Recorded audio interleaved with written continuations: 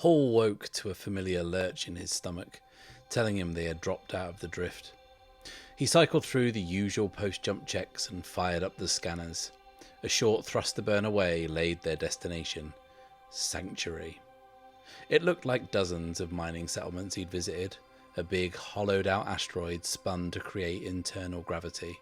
Again, he wondered why his obviously wealthy passengers had chartered him here. As the Fenris closed to dock, the hail from the settlement was positively chirpy. There were no security protocols, as expected this far into the Outlands, but when they ran a credit check, he did raise an eyebrow.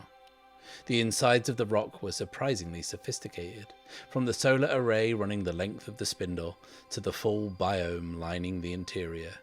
Even the decor, equal parts Zerodist Temple, Medclinic and Bomo caffeine bar, screamed exclusivity.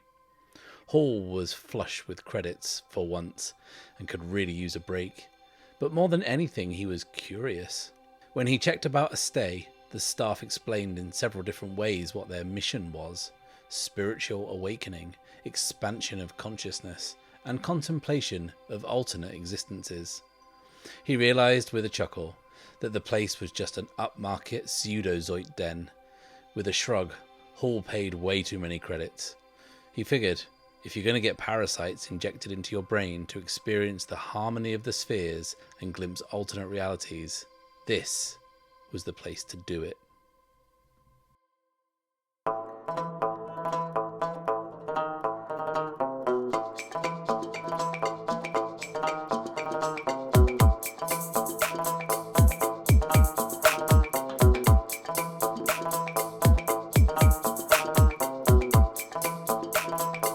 Hello, and welcome to The Bad Spot, an actual play podcast where I, Matt Risby, and I alone am playing through Ironsworn Starforged. This week's tale from the Drift was from the magnificent Lloyd Neal. And Lloyd sent this piece in after actually rolling up the results in his original Ironsworn game, where his character started imagining alternate realities, and this was a science fiction one. And I don't know about all of you, but I think it works wonderfully. And I think if Archer and Luna ever get somewhere with a degree of civilization, then they must get to a pseudozoid's den immediately and get hallucinogenic parasites injected into their brains, because they might need to blow off a little steam after the trot of luck they've had. They just need kind of like a laid-back spa weekend to relax before they jump headfirst into the next disaster. Anyway, huge thank you to Lloyd for sending that in. And you can find Lloyd and play reports from his Ironsworn game over on the Ironsworn Discord, where I'm sure you'll find many other Tales from the Drift contributors lurking about. I am in the Ironsworn Discord, but I'm not particularly active because, frankly, I don't really understand what Discord is or how it works, and I just kind of stumble around there like a granddad, struggling to comprehend what's going on. But if you are on the Ironsworn Discord, you can find me on there and message me if you don't feel like getting in touch via the usual channels. Speaking of which, if you want to roll some dice and write something for me to read at the beginning of a future episode, then the submission guidelines and contact details are on screen now. And whilst I have you, why don't you leave a like, subscribe, and click the little bell icon so you can follow along with the campaign each and every week. Last time out, we finally got the gang back together, as Archer reappeared through the gate on Sepulchre, leading a reptilian cavalry charge through the crowded lower levels of the complex. The fighting was intense, and Archer, Luna, Cole and his crew fight and rout the Bannersworn quickly, although in the chaos Azrael Vega is able to make his escape. As Archer thinks over the next stage of his plan and makes contact with Griff, Luna tries to understand how he has been gone nearly a week, despite only stepping through the gate a matter of hours previously. As they try and make sense of this, Blake Sutton emerges, holding Archer at gunpoint. The tension is broken, however, when Blake sees Cole and reveals that she has met him before. He doesn't initially remember her, but when she reveals that it was 40 years ago, it becomes clear that the gates have had a powerful, distorting effect on time for those who have used them. So I was somewhat delighted to have paid this whole time thing off. Because I saw a lot of people in the comments and on social media asking about how time was working on either side of the gate, and it kind of gave me great pleasure to try and figure that out. And the clues were there all along. In season 1, Archer and Luna found the Griffin Institute derelict, and in the lab was a section of an iron gate that had caused all kinds of weird temporal distortion, and I definitely had that in the back of my mind when it came to possible effects the gates might have. And to give you a little peek behind the curtain, I pretty much decided on some kind of time shenanigans coming into play as soon as I added the campaign clock, which was back in episode 2 of this second season, because I realised that if I was going to cut back and forth between Luna and Archer, then Luna's story with the Soulbinders and the impending Inquisition was only going to take a matter of hours to conclude, and that Archer didn't really have much of a chance to get off that planet in the same time frame. So it just kind of made sense. And the Blake Sutton Cole Petrov reveal at the end of the last episode actually came to me when I was walking the dog, and I was thinking about that thing that I like to bang on about all the time, which is joining the dots. I knew that Blake Sutton was just running around, and I'd kind of added her to the story, and I needed to do something with her, and I was trying to figure out how to make her do or contribute something meaningful to the story, rather than just popping up to contribute something to the plot. And that's what I came up with, and I'm glad that so many of you got in touch to tell me that you enjoyed it. So, what's happening? Despite all that nonsense, what is happening? We are still on Sepulchre, and whilst we have cleared this lower level, we are still a long way from safety. We are ultimately heading towards the hangar where the eclipse is, and we have the not insignificant problem of the Vanguard, the remaining Soulbinders and their shadows, and then on top of that, whatever Bannersworn are left, standing between us and our ship. And on our side, we have Archer, Luna, Cole, 3 of his crew, Blake Sutton, provided she's on our side, and I'm not 100% sure, and some lizards. And yeah, that doesn't sound great. I think we said that there were initially 24 Vanguard to begin with, and Luna has taken out 2, so that's at least 22 Vanguard left. And most troublingly, Vega is in the wind. We have lost him. We have no idea where he is. And the question that I'm going to ask myself is, and what's going to basically form the first decision that I make in this episode, is what would Vega do here? What would he be doing?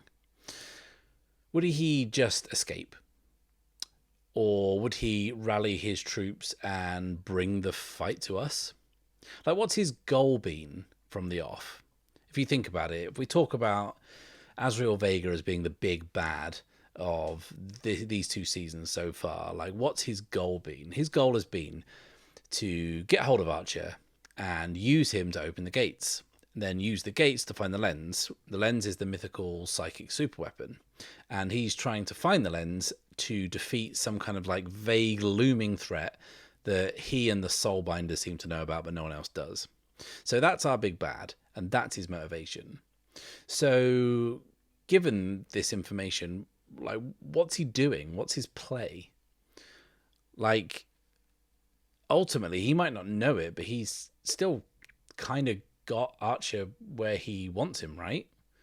Like, he knows where everyone is. He just needs to capture us again. And ultimately, he can do that pretty easily, right? He can just kind of turtle up in the hangar and wait for us. Or he could just straight scuttle the eclipse. That's our only method of escape. Although I think I did say that there are some Soulbinder craft in the hangar too, and possibly, and I can't remember this, some Clanthorn snub fighters that weren't scrambled, because I think that's what Blake Sutton was going for. So there are other opportunities for escape, and one of which is, it's probably worth noting, the Iron Gate, because Vega doesn't actually know what we came back for. For all he knows, Archer just came back for Luna, and they could just disappear through the gate again, because he doesn't know who the hell Cole and the others are, or that they have no means of escape on the other side of the gate. He doesn't know any of that. So we need to make a decision, and the reason we have to make the decision, and I'm trying to work this out, is that this really affects how the rest of this combat and this encounter is going to play out, because if Vega cuts his losses and leaves, then that's very different to if he just sets up shop in the hangar and waits for us to walk through the door. And it's difficult because what is the optimal thing for a character to do is very rarely in the interests of good storytelling. And you see that in horror movies all the time. The group will split up and wander around a haunted house in the dark because that's ultimately more interesting than sticking together and barricading the door and waiting for the sun to come up. So what are we going to do? What is Vega going to do? Well, there's something that I'm thinking of here, and it's actually something that's been percolating in my head all week. But I think that I kind of just need to talk myself into it on an actual play podcast for it to kind of come to life. And it's based on something that I said when I introduced Azrael Vega way back in season 1. And that is that the other clan Thorns seem to be frightened of him. And I think at the time, I thought it was just a way to make him seem kind of more menacing and give him this kind of threatening vibe. But the more I thought about it, I have kind of started to think about him narratively as an outsider, and maybe, just maybe, someone who actually existed outside of that traditional clan structure and maybe usurped power. And maybe he did so using his mystic abilities. And we've sort of established that Clan Thorn have all this military might, all this hardware, that they're kind of the strongest of the clans, the most organised, the biggest fleet, the most boots on the ground, etc. But they are, and this whole to-do on Sepulchre has proved this, they can be vulnerable. And here, that vulnerability got exposed, not just by Archer's Iron Gate hijinks, but by the junk fleet as well, the arrival of the Circle, the rival clan, who have come for their leader who's been imprisoned here. And that has exposed this vulnerability for all to see. Maybe Clan Thorn, in the spirit of all expansionist military powers throughout history, maybe they stretched themselves too thin. Their reach exceeded their grasp. And someone, and in this case multiple people, have exploited that. With that in mind, what if Azrael Vega knows that maybe Clan Thorn's time as the top dog in the Forge might be up?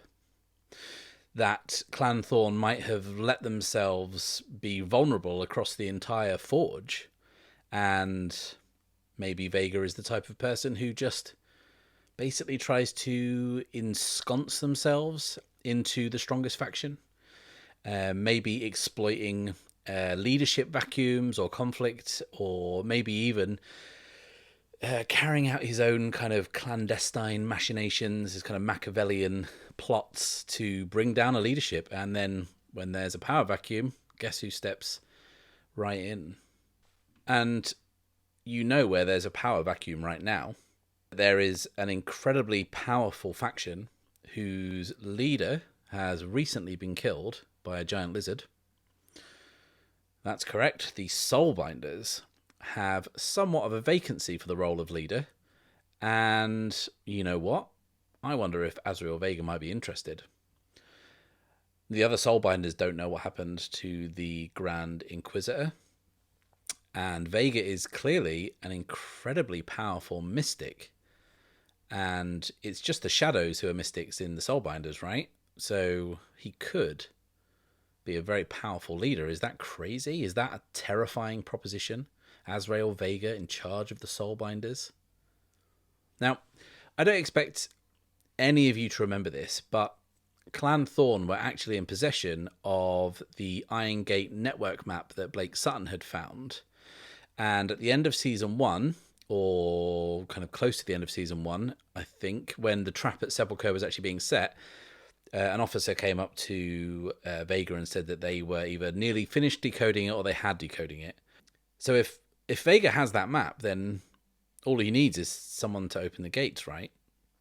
Now, we've established that Luna doesn't know, and now Vega knows that too.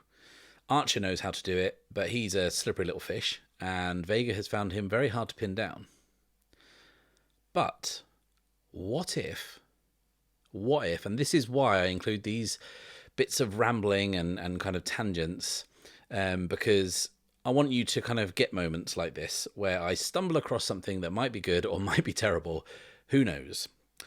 What if, when Vega was in Luna's mind, when he was kind of controlling her to get her to put the gun down, what if he saw something that at the time he didn't kind of really fully understand, but now he's figured out what it might mean?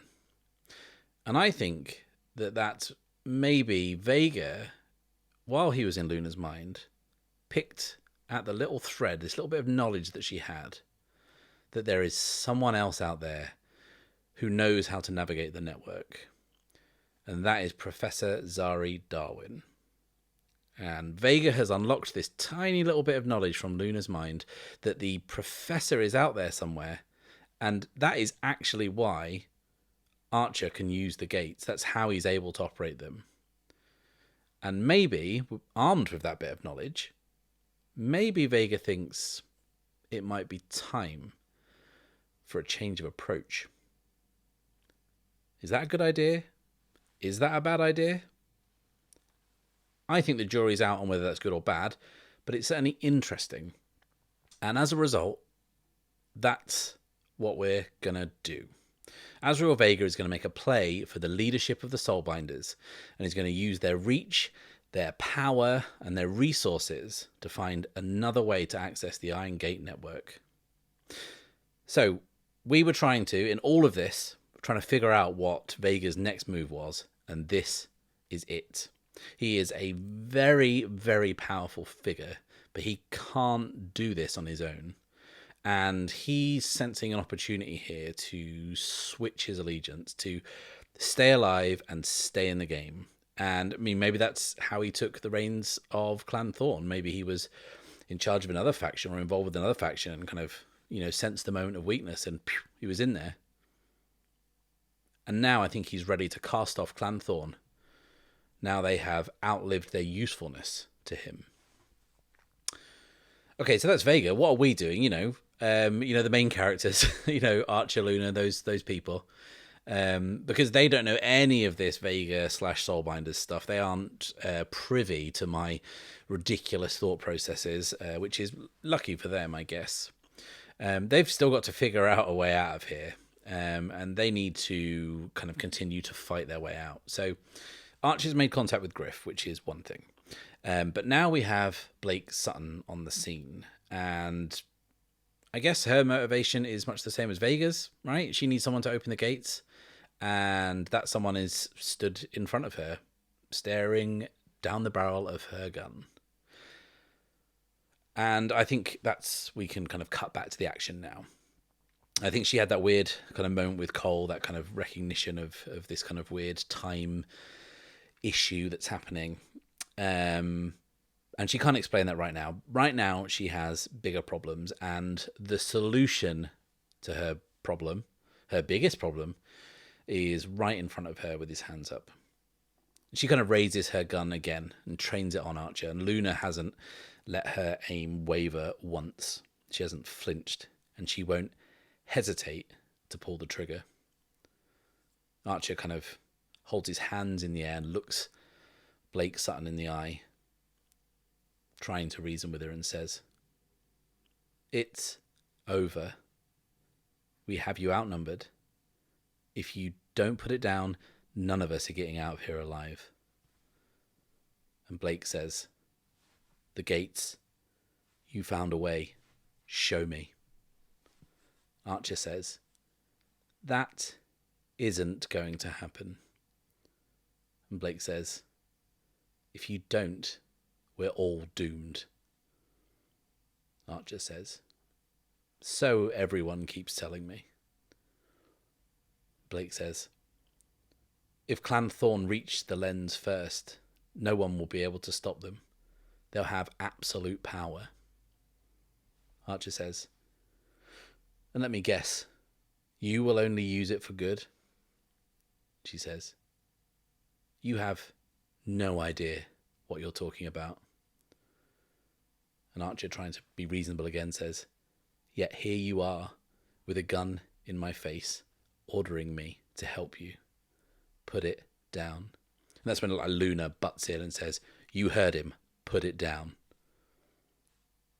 Blake, whose face is kind of inscrutable here, says, I haven't come this far, come this close to give up now. And then she repeats herself, to give up now. And that's when she lowers her gun slowly, and Archer can see a familiar pinkish yellow glow in her eyes. She is all of a sudden frozen, seemingly trapped mid-thought. And behind her, the shadow stands, the teenage boy, skin fused with black iron. He looks at Blake Sutton with a kind of a tilted head, kind of inquisitive, but his expression is totally vacant. Luna quickly switches her aim to him, but then she feels her arms get heavy with the effort, and she inexplicably can't keep her gun raised, and it droops harmlessly, pointing to the metal grating in the floor. And Archer, who still has his hands up, goes to say something before there's a voice in his head. You've seen us before, haven't you? And Archer nods weakly. This kid is in his mind and has clearly seen the visions he's been having. And the voice continues, find them, bring them peace. And almost simultaneously with that last sentence, Blake seems to regain her composure, and Luna is able to raise her gun again. And they both turn to the shadow, whose expression hasn't changed, not scared, not frightened, just vacant. Despite having two guns pointed at him, he kind of looks still and calm. And he closes his eyes and then collapses to the ground, where he lays motionless. And the whole corridor can feel it. Suddenly there's this palpable feeling of absence, of loss, of an emptiness inside each of them. And none of them can explain it or attribute it to anything other than the shadow, who has just dropped dead where he stood. Cole steps forward and says, what the hell was that? And Archer says, I don't know, but we need to get out of here. And now Luna and Blake have got their guns pointed at each other again. And Archer says, Luna, let's go. And Luna says, what about her? Archer then turns to Blake and says, are you coming too? Luna kind of realizes what's been said and says, Archer, no. Archer says to Blake, it's your only chance to get out of here alive. And Luna repeats, Archer, no. Archer says to her this time, we need all the firepower we can get right now. And Luna says, not her. After what she did, no. And Archer says, what do you want to do? Like shoot her? You're not a killer, Luna. She says, leave her to rot here. And he repeats, you're not a killer, Luna. And he says, come on, let's go. And I think Luna is furious.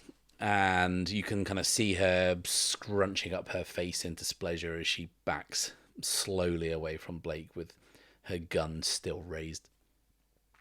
And Archer says to Blake, come with us. We'll get you to the first safe haven we find. I won't help you, but I won't leave you here to die either. That's the offer. Take it or leave it. And he turns back to the access panel where he has that little comms device rigged up, and he says, "Griff, be ready. 3 minutes." And he turns to everyone else and says, "I can buy us some time, but it's going to be a straight dash to the ship. I don't know what's waiting for us in the hangar, but we need to move fast and don't hesitate." And Cole and his crew are nodding along, and Luna's kind of just off sulking to the side. She can't even look at Archer right now, and kind of rightly so. And we're going to, like 20 odd minutes in, we're going to finally make a move this week.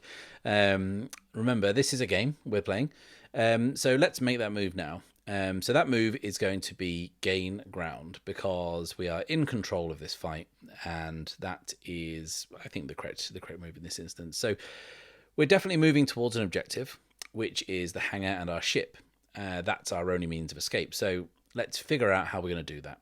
And I think it's either going to be rolling plus shadow or plus wits, because we're sort of preparing an ambush, but at the same time it's sort of a plan. But I think actually it's going to be rolling plus shadow, because I think Archer's plan is going to involve a significant amount of misdirection, and that plan is pretty simple, because he knows that even if they manage to get away in the eclipse, the tractor beam is still going to be a problem. They're just going to get reeled back in. So what Archer has instructed Griff to do is to discharge, some could say fire, the surge blasters, which are the defensive weapons that the eclipse is equipped with. And these surge blasters, Archer believes, will hopefully disrupt the power sufficiently that the tractor beam, and I'm going to say that tractor beams in this universe take a lot of power to fire, with the hope that the tractor beam will go offline long enough for them to get away. So Archer is going to lead everyone up to the hangar and then get Griff to discharge the surge blasters just before they enter, giving them a distraction in addition to disrupting the power in the station. And that is really the extent of the plan. So let's do this. And we're going to do so rolling plus wits.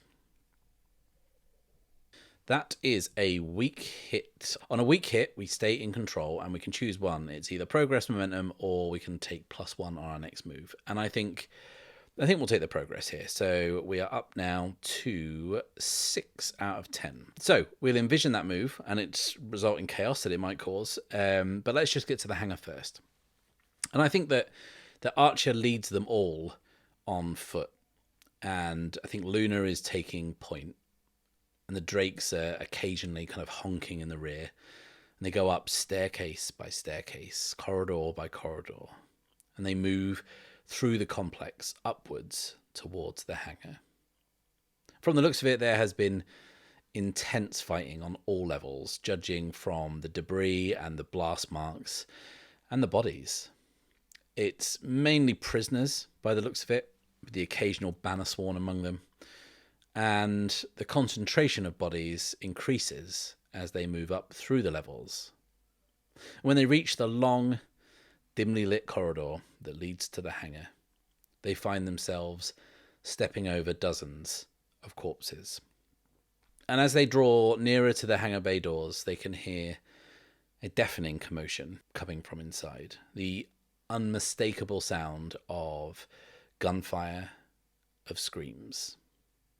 As Archer, Cole, and the others mount their Drakes, Luna kind of sidles along the wall, inching closer and closer to the doors.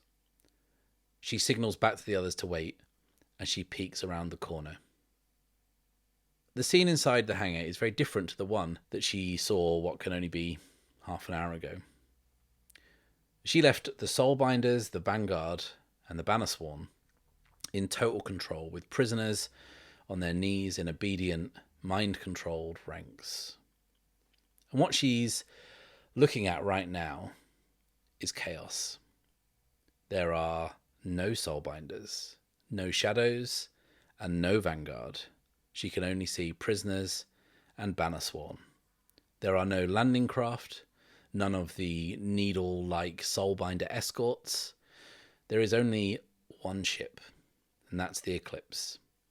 And everyone in the hangar seems to be fighting over it. She turns back to Archer and says, "Whatever you're going to do it now." And Archer checks that little comms unit. Although it's now disconnected, it's showing a small digital readout. And the 3 minutes that he asked Griff for are up. And he says, "Should be any minute now." And then, as if on cue, the corridor fizzes with blue light and crackling snakes of white electricity that snap and hiss off every surface. Everyone is shaken to the floor, and the metal grating is hot, popping with sparks.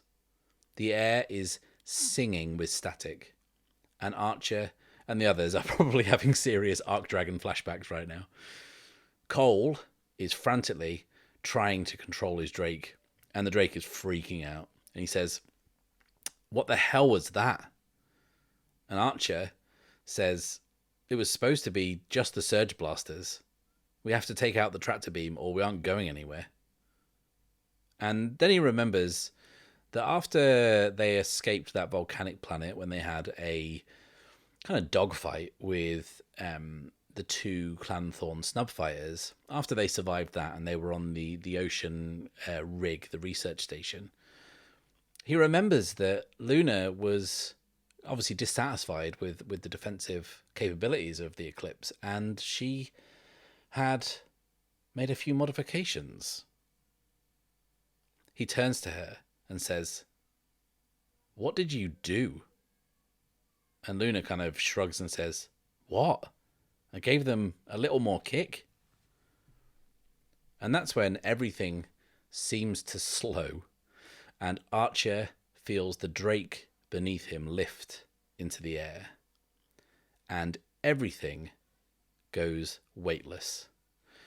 Because the extra pep that Luna gave the surge blasters, Griff has not only taken out the tractor beam, he has taken out everything, including the artificial gravity. Now, this plan would have worked, maybe, but now everyone is floating aimlessly in a corridor, and the Drakes kind of start flapping their wings frantically, trying to adjust to this new, confusing weightlessness. And Cole starts drifting away from his mount completely, clinging desperately onto the reins to avoid floating away. Luna clings to the door frame as her legs rise into the air.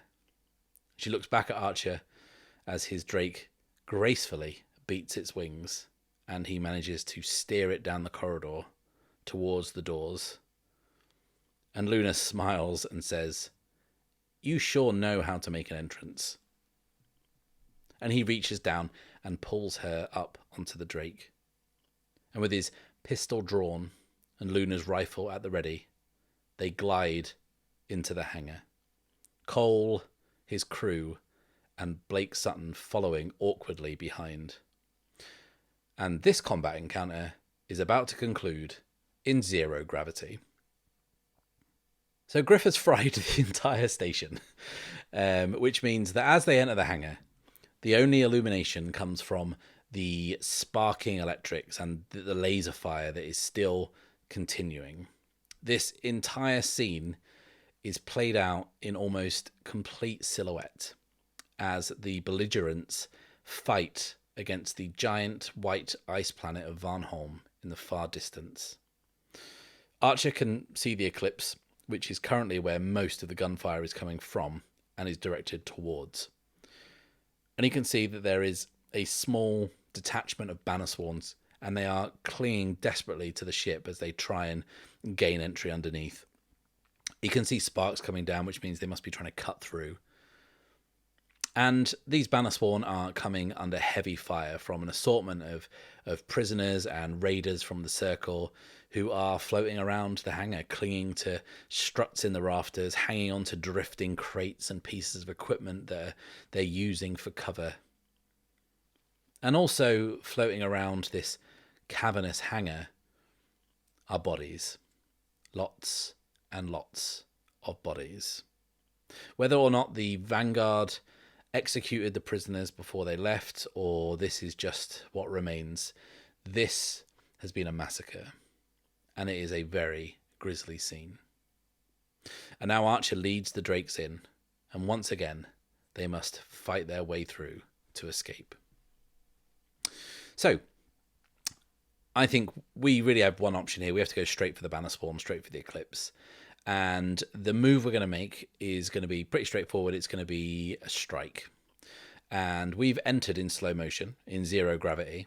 And we are just going to light up these Banner Swarm, kind of stopping them gaining access to the ship so we can get in and escape.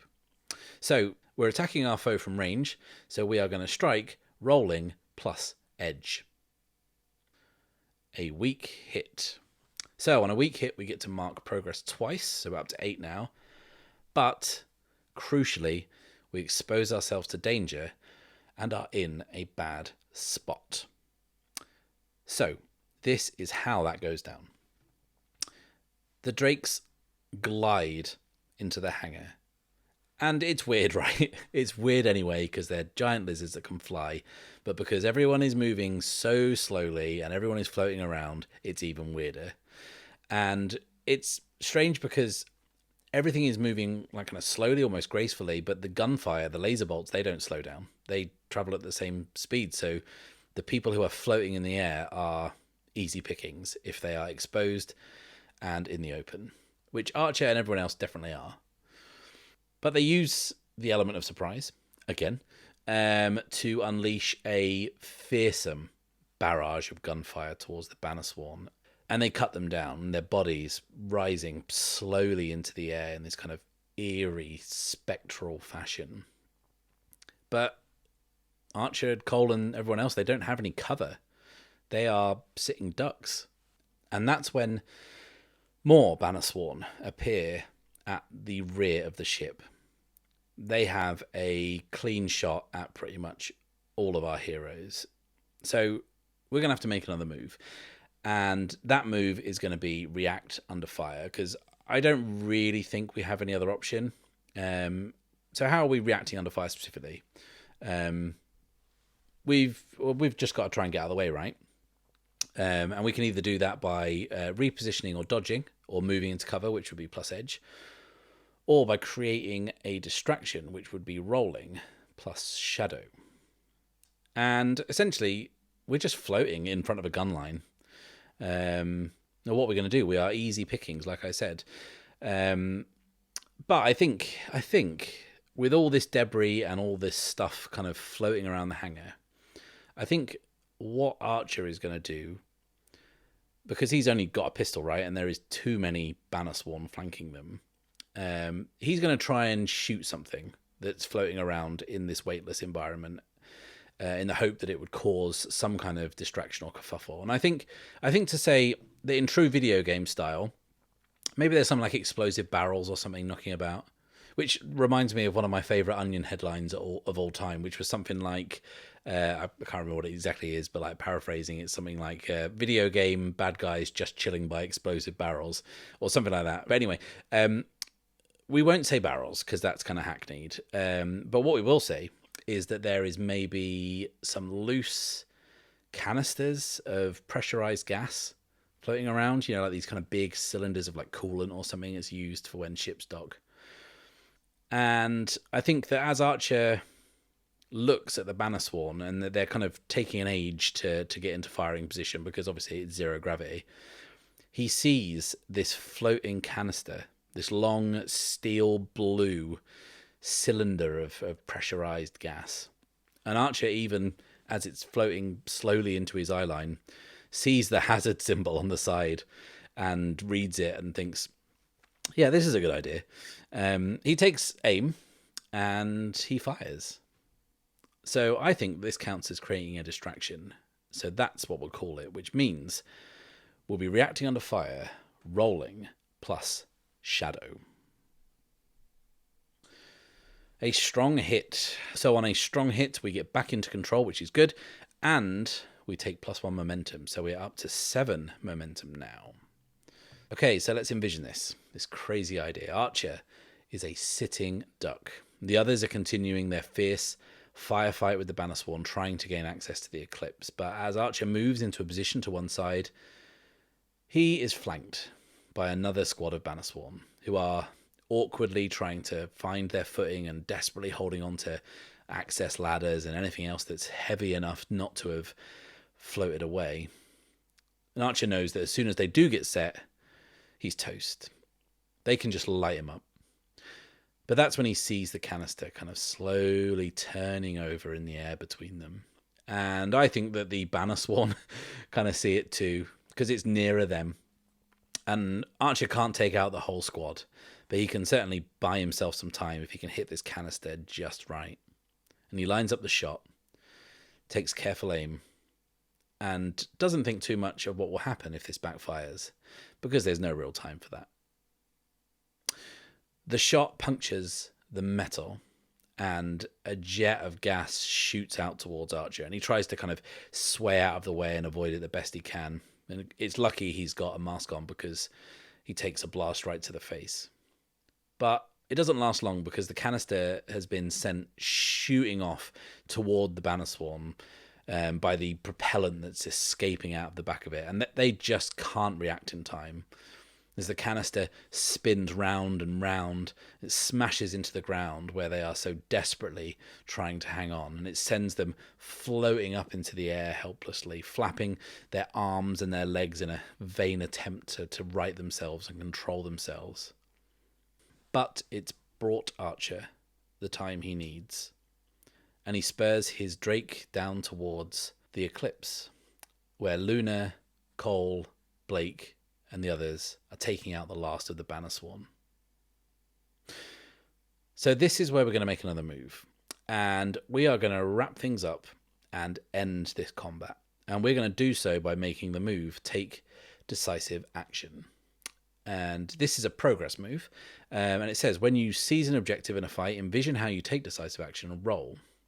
So, like I said, it's a progress move. We roll the challenge dice, not against the action dice, but against our progress. We are at 8 progress, and this, and you can quote me on this, feels like a safe thing to do. So, let's take decisive action and roll. A weak hit. On a weak hit, you achieve your objective, but not without cost. Roll on the table below or choose one. Okay, so I guess we'll choose one. And I have been keeping something narratively up my sleeve that I thought might come into play in the hangar, and here we are. I've deliberately not mentioned the conduit, because I thought that she might be able to contribute narratively in some way. And I think that this might be the perfect opportunity. So we are going to choose the option. Others pay the price. Someone else suffers the cost. And I think what happens is Archer makes it to the eclipse, and he bangs on the cockpit glass, and he can see Griff inside just kind of idling as if nothing has happened, and as if Archer's command to discharge the surge blasters was just a drill or something. And Archer wildly gesticulates until the landing ramp lowers from the underside of the hull. Luna quickly leads Cole and the others inside, and yes, the others means the Drakes too. But before Archer goes down, he starts to frantically look around the hangar for the conduit. His heart is in his mouth each time he sees a body float by, hoping it's not her. He can't see her, he can't see her anywhere. But he knows that she's wily. She's a survivor, that if anyone can con or trick their way out of this jam, it's probably her. Luna said there were other craft in this hangar. She must have gotten on one of those. She must have done. Because Archer can't see her anywhere. And Luna bangs on the inside of the cockpit glass and gestures for Archer. And this is a polite way to interpret her gesture. She's asking Archer if he wouldn't mind terribly coming aboard. So he takes one last look around the hangar. And as satisfied as he's going to be that he can't see her, he makes his way down to the landing ramp. He dismounts his Drake and nudges it inside. But before he can enter the ship himself, he sees someone clinging to the landing gear. It's the conduit. Her right arm is wrapped around the landing gear itself, and her left arm hangs limply to her side, a pistol gripped loosely in her hand. She looks up slowly at Archer as he approaches, and her face is drained of colour. And that's when Archer notices the pool of dark red blood that she is kneeling in. And he follows it up her legs and to her abdomen, where the white tank top she's wearing is now soaked in blood, a hole in the fabric from a laser blast. Archer pulls himself along the underside of the ship and grabs her. He pulls her limp body away from the landing gear and up into the ship. And he bangs on the hull for Luna to bring them up. And as they enter, the Eclipse's artificial gravity kicks in, and Archer can feel the dead weight of her body in his arms for the first time. He pulls off his mask and looks into her eyes. She is fading. The wound is bad. Archer applies some pressure with his hands, but he can feel that steady trickle of blood seeping through his fingers. And Luna is watching this unfold as one of Cole's crew takes the pilot's chair and fires up the engines. Blake is taking control of the situation, working the navigation systems. Back in the cargo hold, the Drakes are honking noisily. But Archer can't hear any of this. He's only focused on the conduit, who is in real trouble. So we're going to try and make a move here, and we are going to try and heal. But we have got ourselves a big problem, and that is that Archer doesn't have any supplies. He lost everything he had, and we are down at 0, and we actually have the condition unprepared. So narratively, this is just going to be Archer trying to improvise something, anything to stop the bleeding. Maybe at best stabilize her until they can get somewhere to get proper medical attention. So let's have a look at the move. It says, when you receive medical care and provide treatment, envision the situation and roll. And then there's some options, and it's going to be us providing care. That's what Archer's going to be doing. So we're going to heal, providing care, rolling, plus wits. Oh, no. That is a miss. And a miss where our momentum will not help us. On a miss, the aid is ineffective and the situation worsens. Pay the price. So, Archer is desperately trying to apply pressure to stem the flow of blood, but it's not working. It still keeps coming, and he knows this is bad. This is real bad, and he's starting to panic as he shakes her to try and keep her conscious, to try and keep her there with him.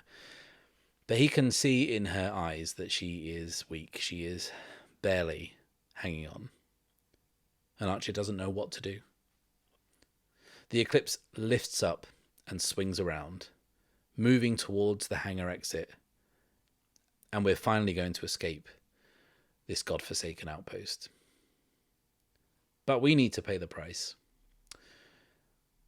And I'm going to consult the pay the price table here and pick something off that, because this was a hard miss.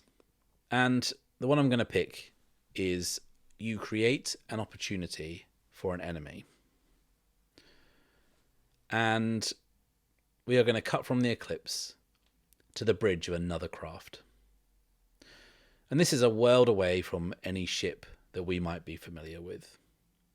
The bridge is completely circular, with a deep violet carpet lining the floor, and walls covered in not screens and monitors and readouts, but with ornate Gothic statues of hooded figures, hands resting on long swords. There is not much to distinguish this strange place as a ship's bridge. There are 2 ring-shaped consoles, which appear to have some sort of control panels on them, but they look ancient, almost analog. At the centre of each of these consoles, almost as if they are built into them, are similarly ancient men. Grey, loose skin hanging from frail bones, masks clamped to their faces, and a nearly endless series of wires and cables running from their bodies into the consoles. They are barely moving, but they are alive and appear to be operating this ship. Between the consoles is a throne, grand and elaborate, in keeping with the ornate Gothic decor. And on this throne sits Azrael Vega, who is looking intently through the window. He is aboard the Soulbinder's craft, ready to command. He looks at the black, triangular outpost of Sepulchre in the distance. Its power looks to have gone out completely after whatever that blast was. But he's not taking any chances. He looks down at the ancient controllers in their consoles and says, "Fire when ready."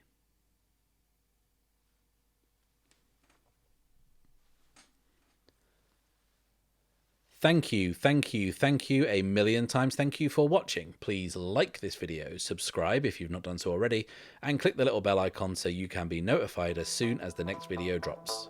I'll be back next week, but until then, it's farewell and safe passage.